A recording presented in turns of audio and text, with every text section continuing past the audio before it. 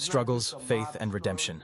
My life's transformation from chaos to peace. Getting caught up with the drugs, all that there, becoming homeless on drugs, and how just when I accepted Christ as my Lord and Savior, how my life has changed dramatically. So it's more about redemption about than anything else, my story. So And tell me. actually, it's not mine, it's God's. I couldn't make this up myself. Nor so would I have wanted to be honest with you, back in them days. so tell me a little bit about where you grew up in what you were like as a kid. Well, when I grew up, it was in Brooklyn. I thought it was East New York, but I'm finding out it really wasn't part of it. It was close to East New York, but it was Ocean Hill, Brownsville. It was the area that I grew up in. And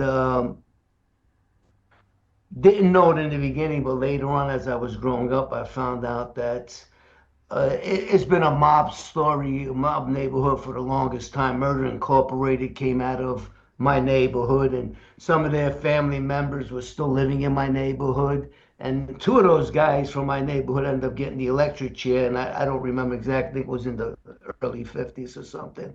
But anyway, so it was really run by the mob, but I didn't know that at an early age. But growing up in the neighborhood, it was, and I want to be careful how I say this because a lot of racialism wasn't, it was there, but we didn't look at it that way. You know, we looked at you stood with your own kind of thing. That's the concept that I understood.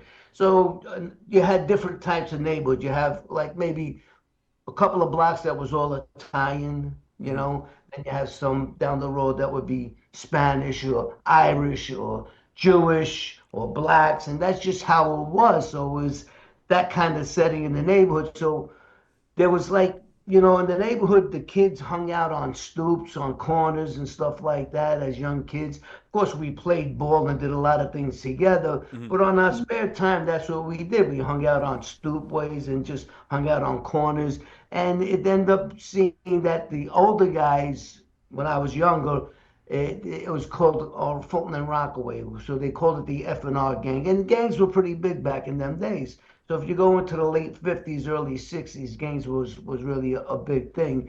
And I think they still are today. So that's just how I grew up. So I was part of the F&R group. And, if you walked into another neighborhood, you're going to probably have some trouble because we used to say, what are you doing in our neighborhood? Or back in the days, what are you doing on our turf kind of thing? And that's just kind of a possession thing that we had about our neighborhoods, you know.